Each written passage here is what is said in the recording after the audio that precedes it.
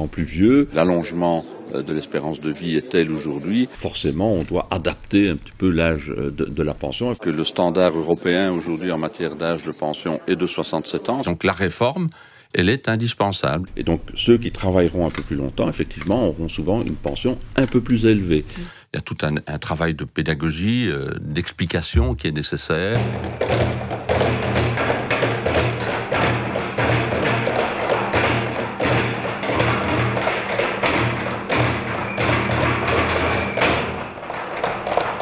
Le nombre de points que vous allez accumuler pendant les 45 ans minimum de travail, ça sera une course extrêmement dure et difficile.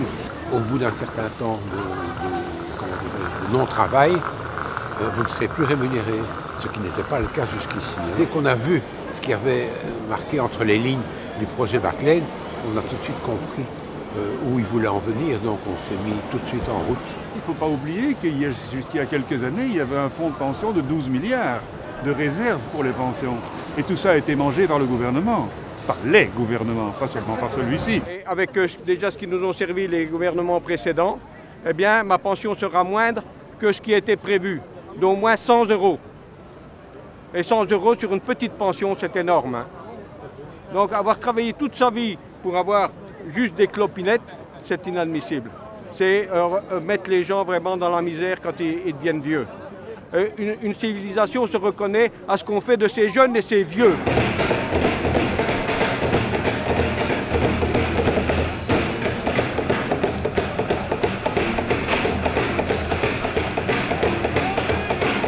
Il n'y a aucune sécurité de ce qu'on aura et si ça se tombe, on n'aura pas grand-chose parce que le système de pension à points, ça dépend de ce que vaut le point quand tu sors et donc si c'est une mauvaise conjoncture, peut-être le point ne vaudra pas grand-chose, la pension ne vaudra pas grand-chose.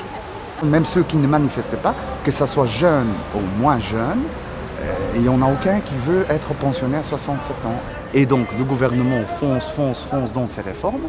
Ils se rendent compte qu'il y a de moins en moins d'argent dans les caisses, mais ce n'est pas les travailleurs qui prennent cet argent dans les caisses. Ce sont tout simplement des patrons qui cotisent moins pour les travailleurs.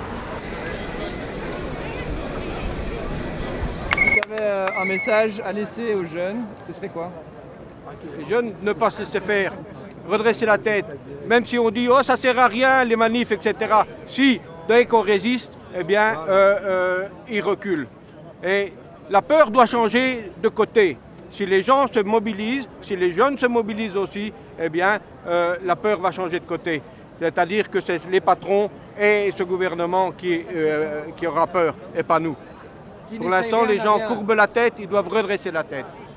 Si on accepte, on a déjà perdu d'avance. Mais si on agit, on n'est pas sûr de gagner, mais on peut renverser des choses. On a la conscience tranquille, qui n'essaye rien à rien. C'est pour ça qu'on doit bouger. Il faut faire bouger tout le monde.